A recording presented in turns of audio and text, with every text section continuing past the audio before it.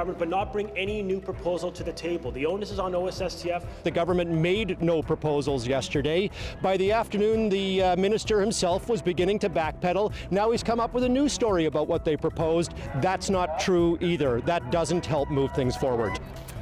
The one-day teacher strike may be over, but the Public High School Teachers Union and the province are still at odds, not even close to reaching a new deal. Out of the classroom and onto the line, while 750,000 students got to sleep in this morning, a lot of their teachers were at picket lines and rallies across the province. Natalie Nanowski joins us live now from Parkdale Collegiate. And Natalie, you were at one of those teacher protests today. Dwight, we went to quite a few of them all across the city, and let me tell you, every single high school we drove by, there were teachers and support staff protesting outside. Now, just to remind everyone, this is only a one-day strike. Teachers and support staff are going to be back in their high school classrooms tomorrow, but the fear is that there could be more strikes coming up because there doesn't seem to be a deal in sight.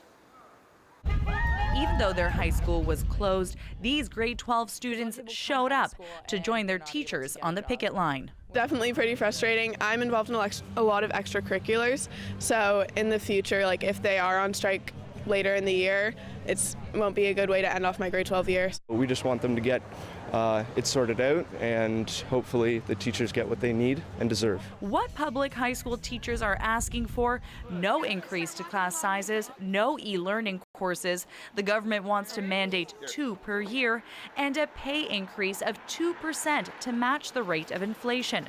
Members of the Ontario Secondary School Teachers Federation have been without a contract since August and say the government's proposals jeopardize the education system. And while they may have reduced those cuts, the fact is there are cuts in place already, and they have more cuts on the way, and we are not going to accept cuts. Also protesting, support staff like speech pathologists and psychologists. They say earlier budget cuts mean they're now covering more schools with fewer resources. Here in the CDSB, we lost 10 psychology staff members, which is massively significant to supporting young people who have learning disabilities and other challenges in the system.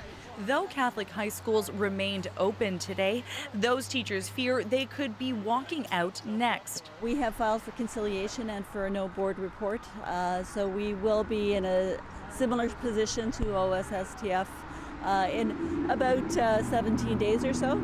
At Queen's Park, the education minister called on the OSSTF to come up with a better proposal. Every time our government has made significant, reasonable proposals in good faith to the OSSTF, not only have they rejected our proposals, but actually neglected to advance any new proposals since the first day our bargaining commenced. Mr. Speaker, you can't have it both ways.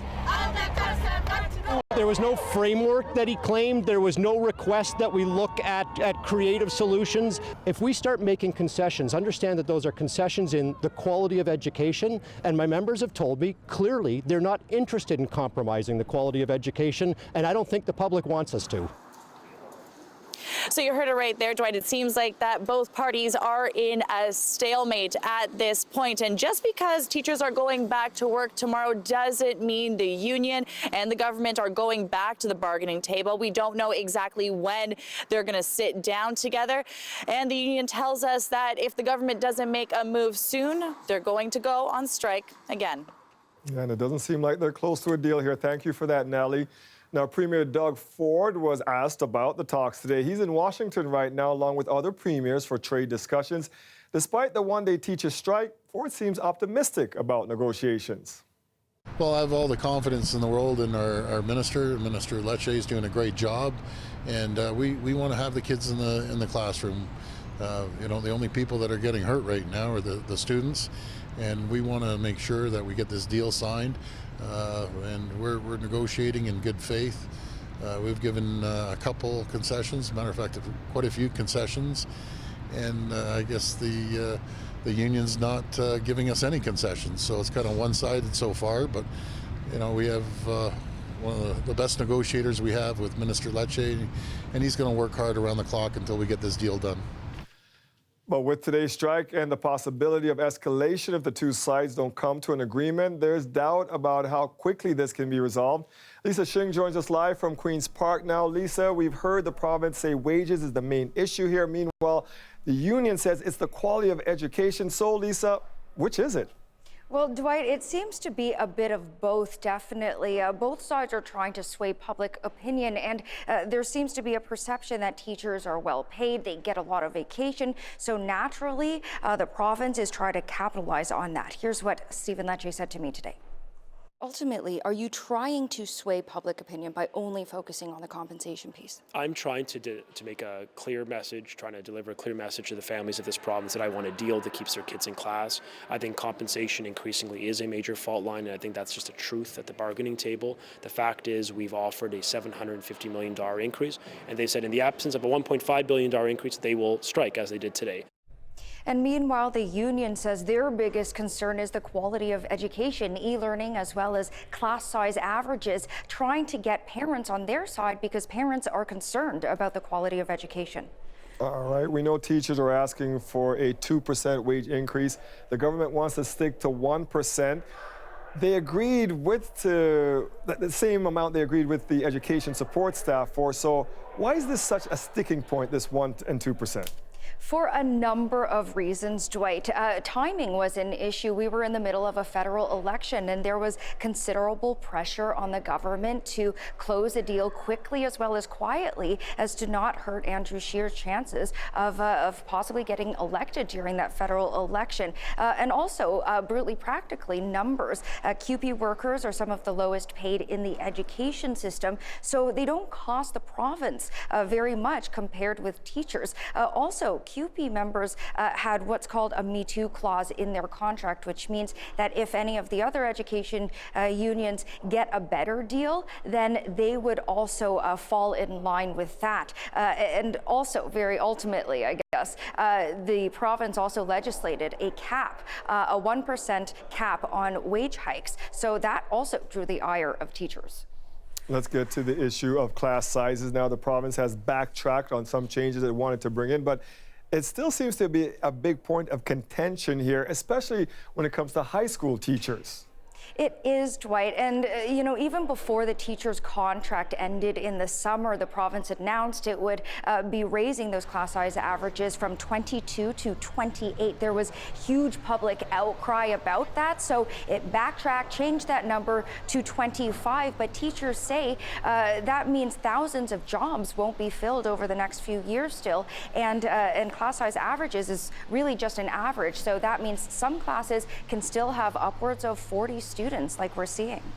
Let's get to those mandatory online courses. That's another controversial one. Considering we live in a digital age and students in college or university have to take them, why can't high schoolers take them? So one of the biggest arguments I've heard about that is the fact that there's really shoddy internet access in a lot of rural areas across the province. So it would be impossible for a student to complete those courses online without reliable access to internet. Now, teachers are also saying that it's eroding the quality of education. And I took a look as well. If implemented, Ontario would be one of the only jurisdiction within Canada to have 2 mandatory online courses students have to take. And if you broaden that out to North America, you know, there's really no other state that does it. Even Michigan and Alabama require just 1 from their students. Interesting. The big question, of course, is what are the chances we'll see any movement in this stalemate? You know, that really depends, Dwight. You know, as we all know, and as Natalie said, the two sides are really far apart right now. There's not a lot of movement, it seems, and the province has really doubled down instead of taking a more conciliatory tone like they did at the beginning of talks. So keep in mind, though, the province does have some wiggle room because we know the deficit isn't as bad as, you know, the province said when it first took power, about half of that, in fact. So I also put that to Minister Stephen Lecce today. After the government has made so many moves, the onus now is on the union to make a move and to be reasonable. For 200-odd days, we've started bargaining. For months, they've tabled their first proposal, and they haven't made one single substantive change. Not one. So you're not willing to move any more on those two issues? I'm signaling that the government has made major moves, and the only entity who has not is the union. So there you hear the government's tone there. They're taking more of a hardline stance. And I think it's safe to say they're hoping, a strike like we saw today is going to work against the union and maybe contribute a bit to negative public perception going forward. Also safe to say that I think this is not going to wrap up anytime soon. Lisa Shing reporting live from Queen's Park for us tonight. Thank you, Lisa. Homeowners in Toronto may be paying more in property taxes starting next year. The mayor says he's backing a plan to increase the city building fund to help pay for transit infrastructure and affordable housing. Greg Ross has details on how much more you'll have to fork out. The mayor made the announcement this morning during a planned speech at the Canadian Club. These are crucial social priorities, but they're also crucial economic priorities. He says maintaining the current infrastructure of Toronto's transit system and continuing to build affordable housing is going to cost about $6.6 billion. In order to get that money, Tory is proposing increasing the annual levy to the city's building fund by a total of 10.5% over the next 6 years. If we don't make these investments, the one thing I can promise people for sure is that this city will not be able to maintain the incredible success we've had in the last 5 or so years as a magnet for investment in smart people. The city will start to strangle itself on things like congestion. We won't achieve our environmental objectives, and people will not have an adequate, affordable place to live. Tory says the average homeowner will pay an additional $43 in property taxes next year.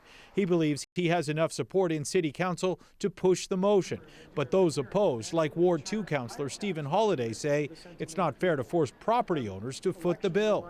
We know the cost of living in the City of Toronto is very expensive. People talk to me about it. It's not just the property tax, but it's other layers that go on it, like these special levies and like the user fees that we charge for water and for solid waste pickup that always seem to be going up and up and up. The proposal also flies in the face of a long-standing promise from the mayor. I am committed to bringing in a budget that contains a property tax increase at or below the rate of inflation. Going back on that promise wasn't sitting well with many homeowners today. When you hear about an increase in property taxes, what goes through your mind? It's not something I want to hear. Frustration is the basic thing that goes through my mind. He had promised to stay within the rate of inflation, and now he's going beyond it. I think that may, affect Torontonians' trust.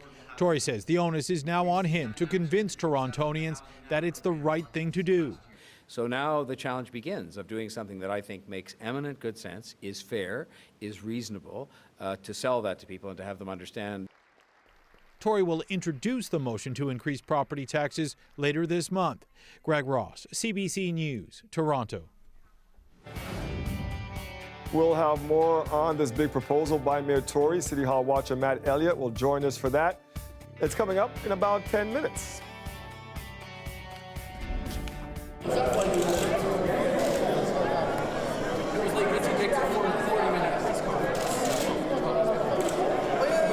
Well, he's two-faced. I called him out on the fact that he's not paying 2%, and I guess he's not very happy about it. As you heard, U.S. President Donald Trump called Prime Minister Justin Trudeau two-faced today after that video came out showing Trudeau talking about him last night at a NATO summit reception at Buckingham Palace. Evan Dyer has the details and the fallout. It seemed like a friendly and relaxed moment between leaders. A little too relaxed, it turned out. Although Boris Johnson, Emmanuel Macron, and the Netherlands' Mark Rutte all seemed to be in on the joke, the camera and the microphone captured Trudeau more than the others. And it was Trudeau that Trump focused on. Well, he's two-faced. Do you think that Germany is too naive? And honestly, with Trudeau, he's a nice guy. I find him to be a very nice guy. But, the truth is that I called him out on the fact that he's not paying 2%, and I guess he's not very happy about it. What are you at? What is your number? Indeed, Trump did put Trudeau on the spot yesterday, pressing him on Canada's failure to meet a defense spending target of 2% of GDP. And again today. Canada, they have money, and they should be paying 2%. So I called him out on that, and I'm sure he wasn't happy about it, but that's the way it is. It's not the first time Trudeau's comments after a Trump meeting have triggered the president. It happened at the G7 last year. Canadians were polite, we're reasonable, but we also will not be pushed around. There's a special place in hell for any foreign leader that engages in bad faith diplomacy with President Donald J. Trump. But later in the day, Trump appeared more amused than angry. A microphone caught him this afternoon remarking how funny it was that he'd called Trudeau two-faced.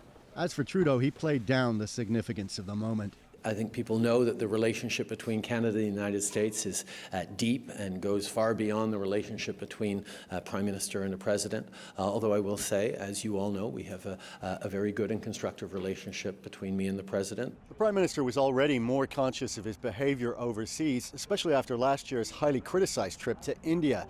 Visits are shorter and fewer family members come along. It may be that this trip leads to another adjustment. Evan Dyer, CBC News, Watford, England. Trudeau's comments have the leaders of the Conservatives and NDP talking here back at home.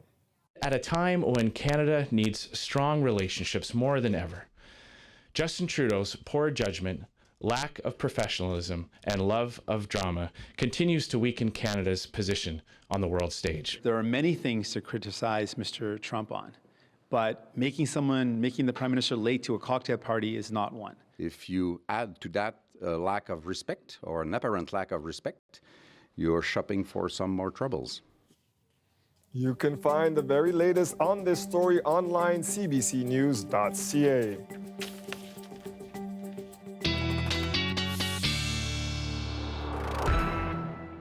It felt like that promised warm-up that we're climbing the hill, Colette. We're in the right direction anyway. Yeah, it did feel that way, didn't it? If you were outside in the afternoon hours when we kind of hit our peak, 2.7, so we'll round that up to 3, which is seasonal for this time of year. So that's what it should kind of feel like.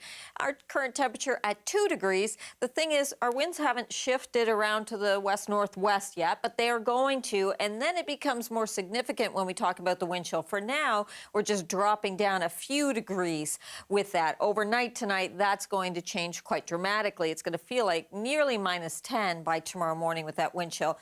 Illustrated so nicely here on the radar, as you can see, when it gets over the water, this mass changes over to showers. When it's near the lake shore, it's kind of this mix of these wet flurries with some light showers, and then wet flurries to light snow is what we're seeing to the north and to the northwest of us. It becomes much more significant. You can see it again here. So warmer waters relatively of the lake, rain showers, and then cooler surface turns this into snowfall. So that's where we get into some of the snow squall watches and warnings. And through some of these areas, it's going to be tonight into tomorrow morning, 5 to locally 15 centimeters. Of course, that is away from the city, but something to be mindful of if you're watching us from there, of course, or if you're going to be traveling in that direction. Overnight, -2.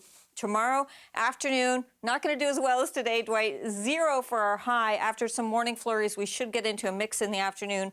But I do have a little snowstorm to tell you about coming up, along with that warm-up that you're asking for. As long as it's little, like you said. Thanks, Colette. You got it.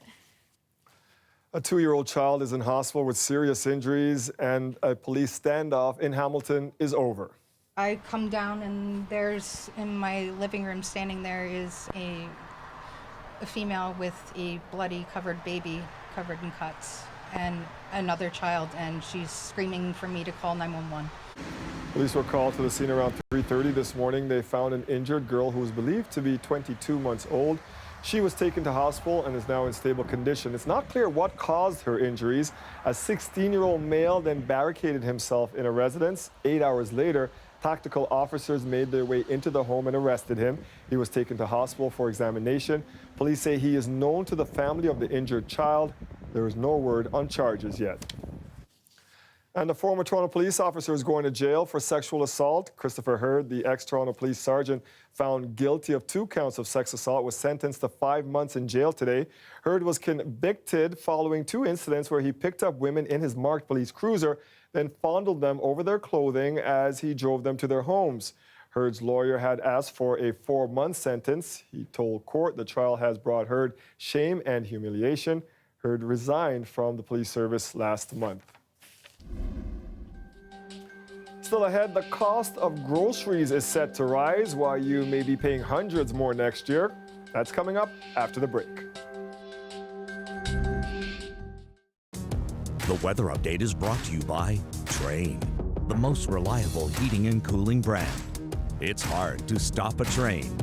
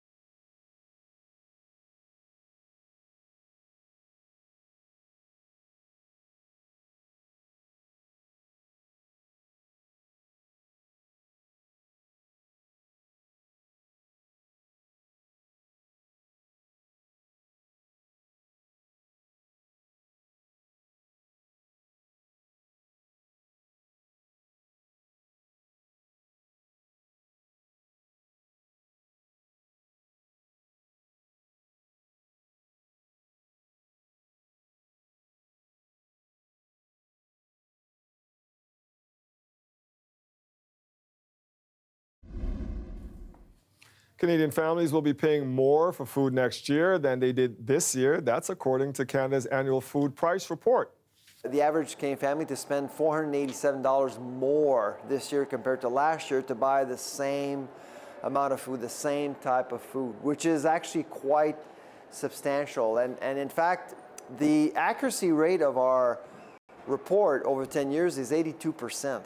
So, and every time we missed our mark, we actually lowballed what actually happens. Toronto especially has a bit of a problem with rental increases as well. So adding food to that equation is just a lot for Toronto residents. On average, families will spend more than $12,600 on food at grocery stores and restaurants in 2020. The report cites climate change as a big culprit for the rising price. It says unexpected snowstorms, droughts, and other weather events have impacted crops and will therefore impact food prices. That includes for the cost of produce and meat. The report is released jointly by Dalhousie University and the University of Guelph. Predictions are made using historical data, algorithms, and predictive analytical tools. As food prices go up, so does the need of having food banks. You can do your part this holiday season by donating to our annual Sounds of the Season fundraiser with Daily Bread Food Bank. In just a few days, CBC Toronto is hosting an open house in support of food banks right across the GTA. There will be live performances, musical guests, and events at the Broadcast Center, so come on down and, of course, bring a food donation. Now, so far, you've helped CBC Toronto raise more than $47,800 for the Daily Bread Food Bank. That's part of our Sounds of the Season fundraiser. No food donations yet, but that's what we're hoping you can help us with on Friday. If we don't make these investments, the one thing I can promise people for sure is that this city will not be able to maintain the incredible success we've had in the last, 5 or so years. As we told you earlier, the mayor pushing a plan tonight to raise property taxes starting next year. The money will help maintain the current infrastructure of Toronto's transit system and build affordable housing. That's expected to cost more than $6 billion. And to pay for it, Tory says the average homeowner will have to shell out an additional $43 in property tax. A motion to increase taxes will be introduced at City Hall later this month. Matt Elliott is a City Hall watcher and contributor here at CBC Toronto. He joins us now.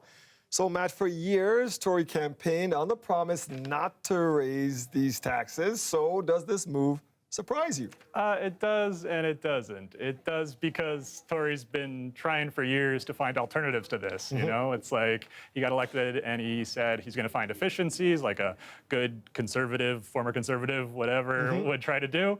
And he looked and they tried various consultant reports. They ran through a couple of city managers and they ended up back here. And honestly, this is the part I'm not surprised by.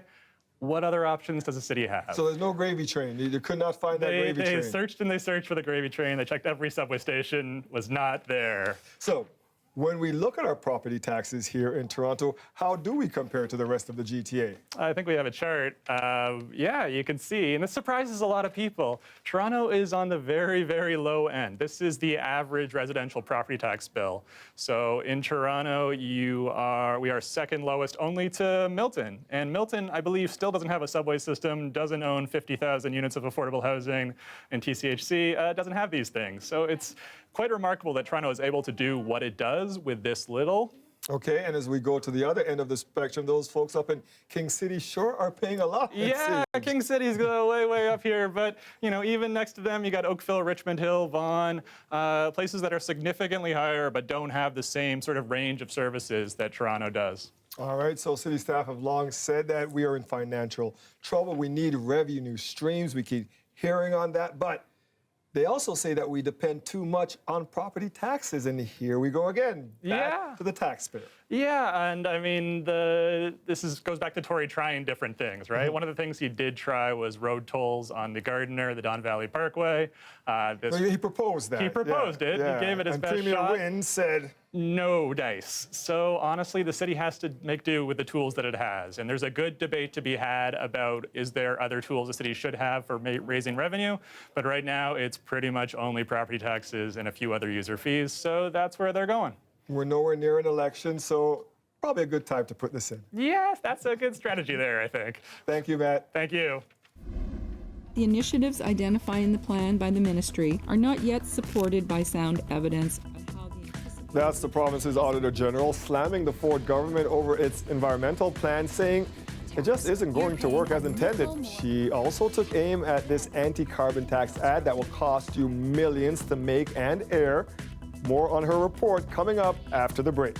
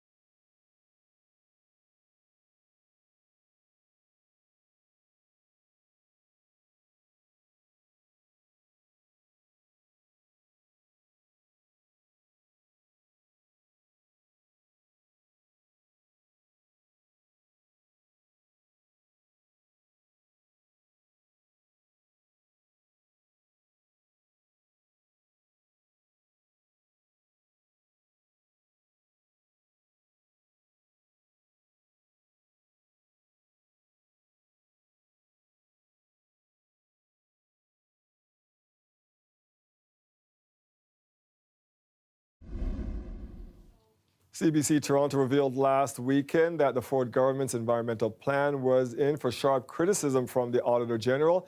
Today, the auditor released her annual report. It says the government's plan for cutting carbon emissions is full of holes. Our Queen's Park reporter Mike Crawley has the details. It's the biggest Auditor General report Ontario has ever seen, 1,200 pages detailing the flaws in provincial programs. A key focus this year, the Ford government's environment plan. The plan lays out how the province intends to cut greenhouse gas emissions. The numbers, though, are simply not realistic, according to the auditor's probe. The initiatives identified in the plan by the ministry that could further reduce greenhouse gas emissions are not yet supported by sound evidence. Auditor General Bonnie Lysyk says unless the government strengthens its measures, it won't meet its own climate change targets. They need to look for more ways to reduce the emissions. Not so long ago, the Ford government was touting its environment plan.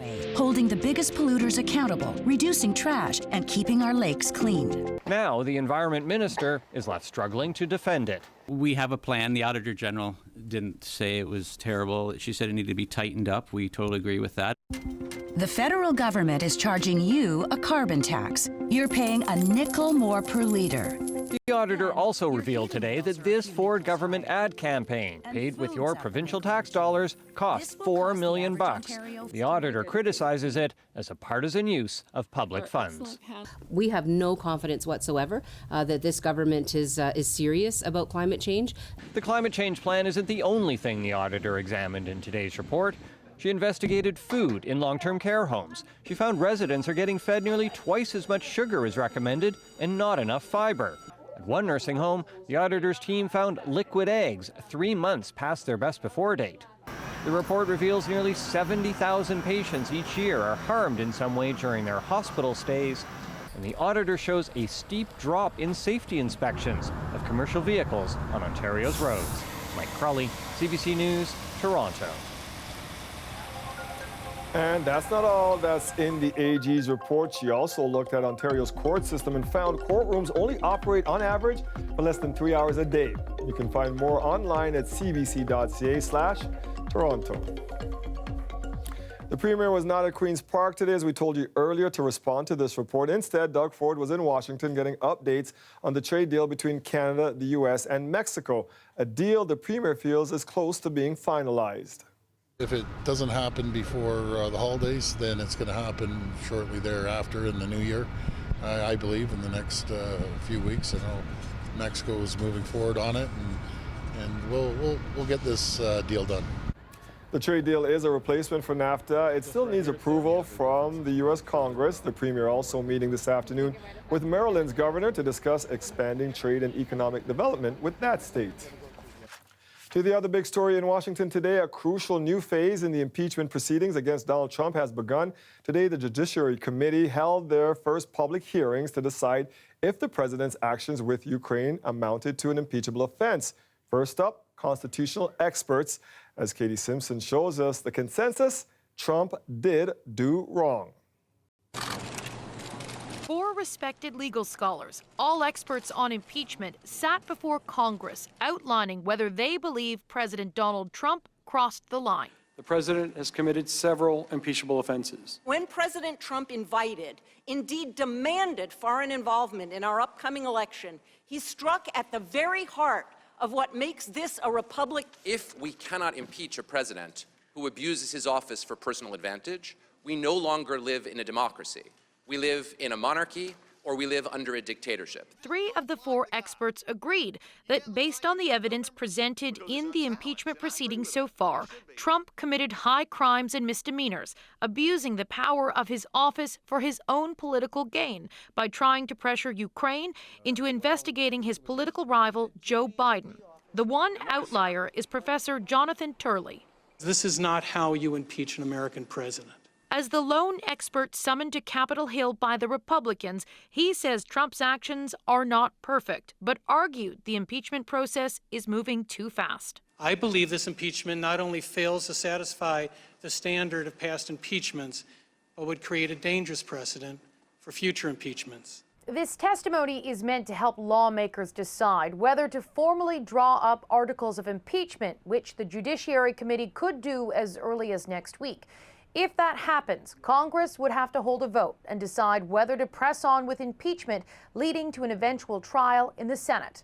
Katie Simpson, CBC News, Washington. We noticed that he had a distinct limp in his back right leg. You're kind of almost embarrassed, like how could I have walked into this?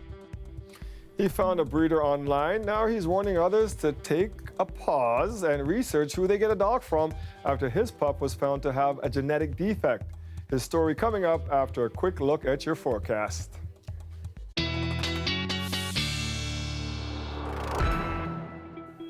Quick look, Colette. I thought this was the long one when you break it all down for us. Yeah, well, it is. We are going to break down a few different things going on, Dwight. There's the situation tonight, and by situation I mean, you know, kind of the light, wet flurry activity where we may pick up a centimeter or two, but mostly it's just this dusting or it melts, especially as you get closer to the lakeshore, kind of melts there on contact.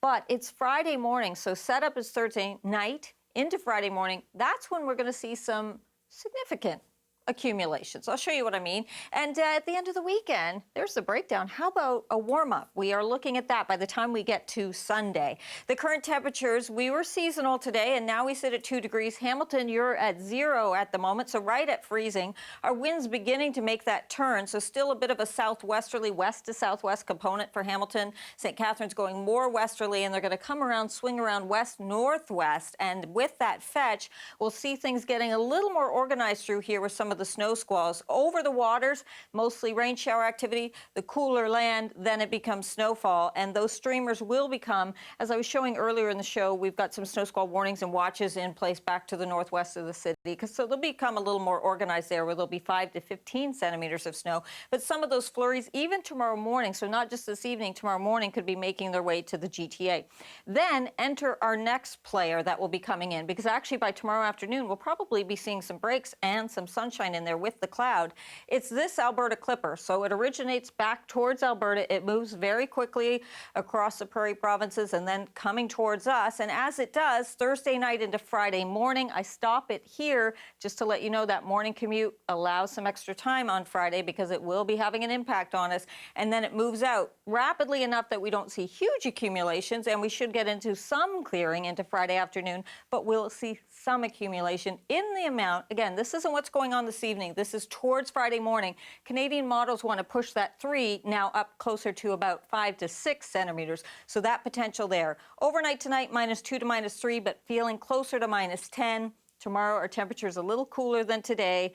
And I will leave you with this, which is a look at the weekend ahead. Cool Saturday, but there you go, Dwight. That nice warm up with some showers. Okay, warm up into Sunday. Help wash all that snow away. Thank you, Colette. You got it. A Mississauga man is raising concerns over a breeder he found in Kijiji after the dog he purchased was discovered to have a genetic defect. He says the breeder should be held responsible, but she says it's not her fault. Kelly Ewan explains. You're excited. You're excited. Mike Connolly brought 6-month-old Cruiser home back in July. He was looking for a German Shepherd just like him when he came across a breeder online. A lot of breeders do seem to put an ad out on Kijiji just to get more exposure for their pups. So he drove to Mono, Ontario, about 85 kilometers northwest of Toronto, to meet her. He said the breeder, Megan Jarzetsky, suggested he take Cruiser, seen on the left. Yeah, he was a little bit larger and fluffier and bright-eyed. She gave him a health report from a veterinarian showing the dog had no health problems. Connolly paid $1,800 for Cruiser and said he didn't notice anything glaring, but... In October, we noticed that he had a distinct limp in his back right leg. Cruiser was diagnosed with hip dysplasia. The x-ray shows the right leg, seen here at the bottom, doesn't fit comfortably into the hip socket like the left leg. Connolly was told it is genetic. To fix it, Cruiser had surgery at the Ontario Veterinary College in Guelph. The operation and vet bills cost Connolly almost $3,000. He had hoped Jarzetsky would help out. Just something that would contribute to his care, because a genetic issue is clearly something that's under the responsibility of a breeder. But again, there was never any response to this day. CBC spoke to Jarzetsky, who says despite the diagnosis, she doesn't believe Cruiser's hip condition is genetic and that it could have been caused by an accident. She adds none of Cruiser's siblings have that problem. Toronto animal lawyer Susanna Gartner says there are few options for Connolly in this case. The situation is terrible in Canada, so we don't have regulations, legal standards, practices to adhere to. It would be advisable not to go online on Kijiji and to check the CKC, the Canadian Kennel Club, and to do some research to find out if the breeder has a website, what their policies are. Connolly hopes others will learn from his experience. You're kind of almost embarrassed, like how could I have walked into this and been victim of the same people? Kelda Yoon, CBC News, Toronto. This is a healthy mouth. Down here on a patient who's been vaping significantly, you can see significant recession where the gum tissue is being destroyed or killed by... Ooh, we can see it all right. We now know vaping is bad for your health when it comes to your lungs, but what can it do to your mouth? More on how vaping affects your teeth and gums coming up a little later.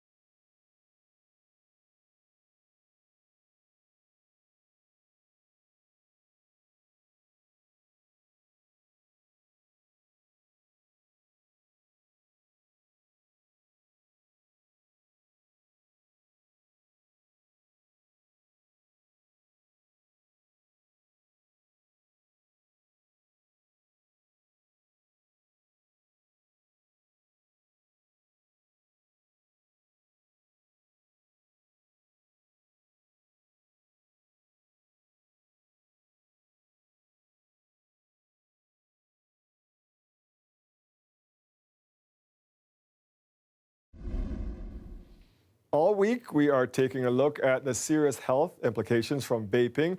As Christine Bierak shows us, that includes damage to users' teeth and gums, similar to what is found among smokers. Have you heard anything about teeth, the effect that vaping has on your teeth? No, I didn't. I don't know anything about what it does to your teeth. Why, is it different? Is there something different? Here's what scientists are finding. We extracted these cells from healthy donors. At this lab at Laval University, researchers took cells from a healthy mouth and exposed them to e-cigarettes or vape products. Professor Mahmoud Rabia expected vaping would be much less harmful than smoking. When we did the first experiments, we were puzzled. So we found something which is a little bit strange.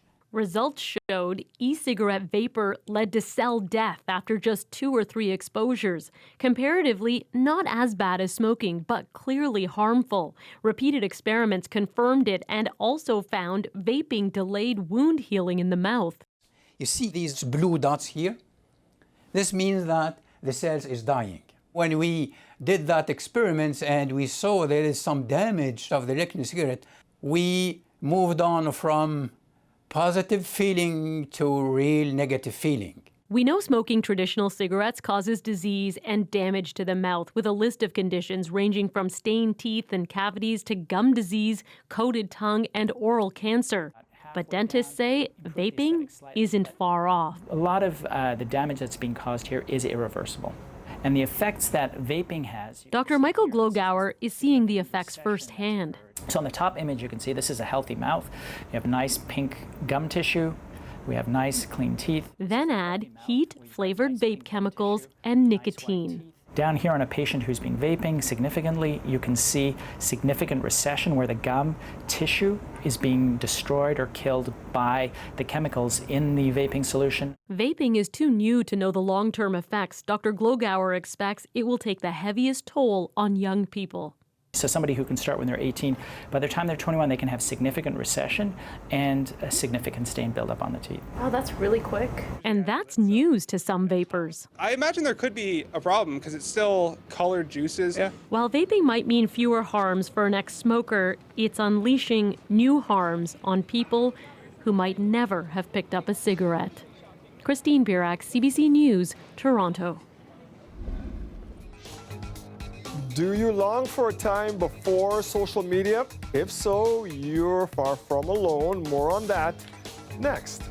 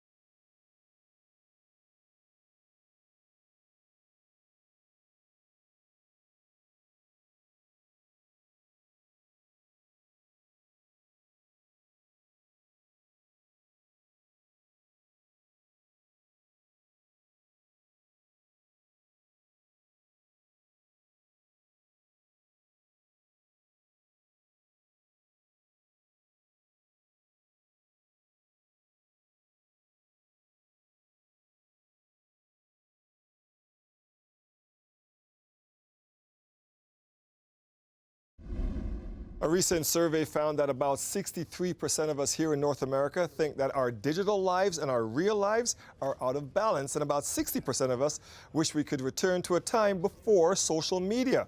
Our tech columnist, Ramona Pringle, is here to talk about keeping it real. So, Ramona, what did the researchers try to find out with this survey? You know, in broad strokes, they were looking at, have we lost touch of what's real?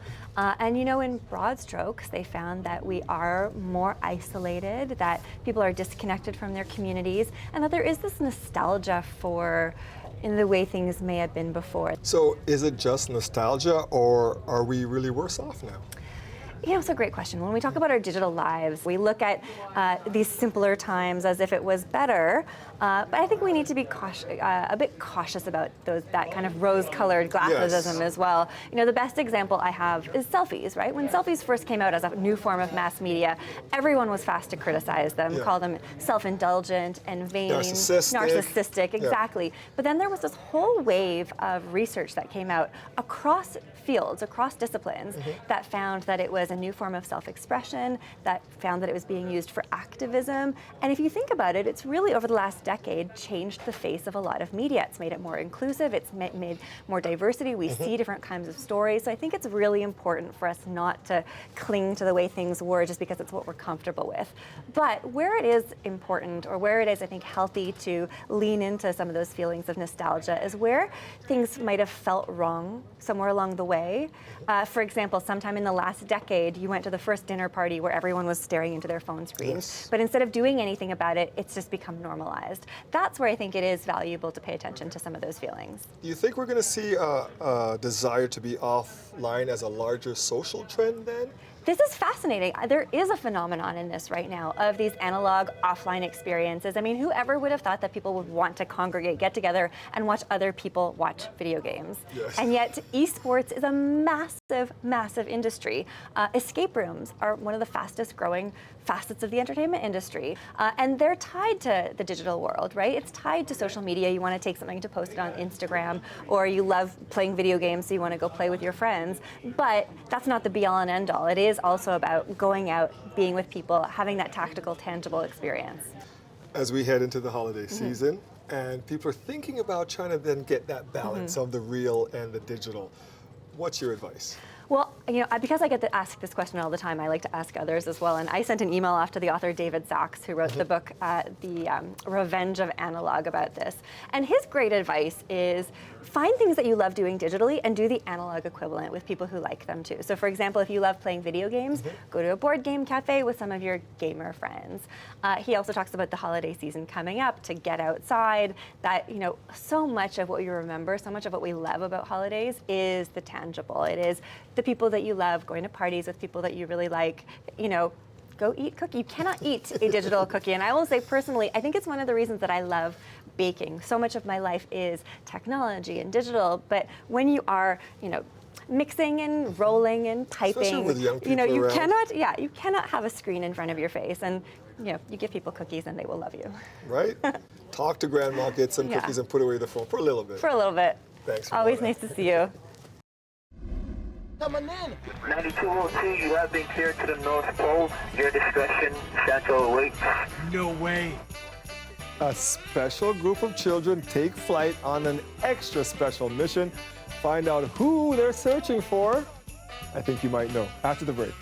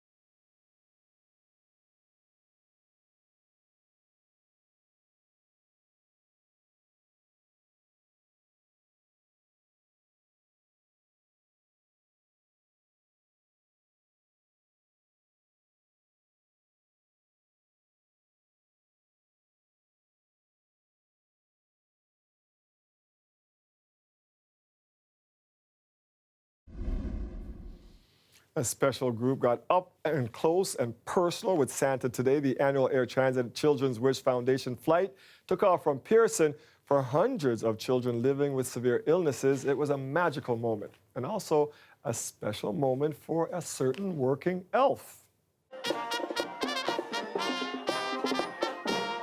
Well, today is an absolutely magical day. Air Transat every single year for the past 14 years has been doing this Children's Wish Foundation flight.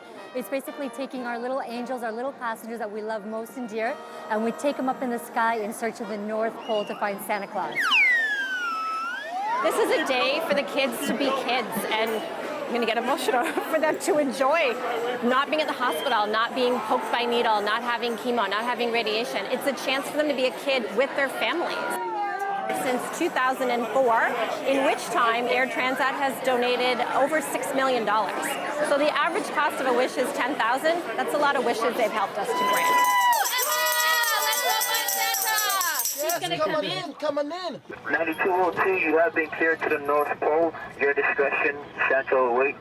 No way. He wants the kids to enjoy themselves, have a great time. Don't forget to look out the window. Santa's watching. Today, we going to the North Pole. That's our mission. We've been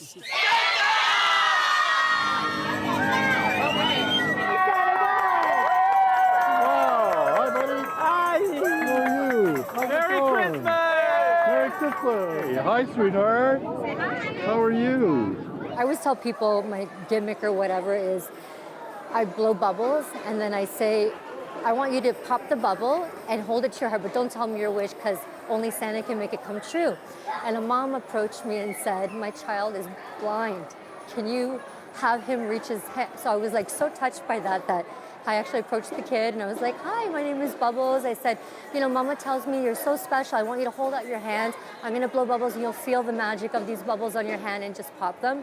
And that I think has been one of the most epic moments of my career as an elf at Transat. So, did you record that? That's beautiful. Thank you so much. Thanks for sharing it. That was, yeah, by far the most special moment. You better talk, Carla, because I'm tearing up over here. I am too. I can That's see why so it's such cool. a special moment. Yeah, it Nice really to be an elf and to have all that love around you. That's amazing. Let's take a look at what is going on. We'll give Dwight a moment here, too. Overnight tonight, -2 with some of these wet flurries hanging in there. And, you know, tomorrow morning we'll probably still be seeing a little bit of that activity. But into the afternoon, we should get into some sunny breaks. A high, though, of just 0, so a little cooler than today. We'll take it. Yeah. Thank you. That's it for us tonight. We'll see you back here tomorrow at 6. Have a great night, everybody.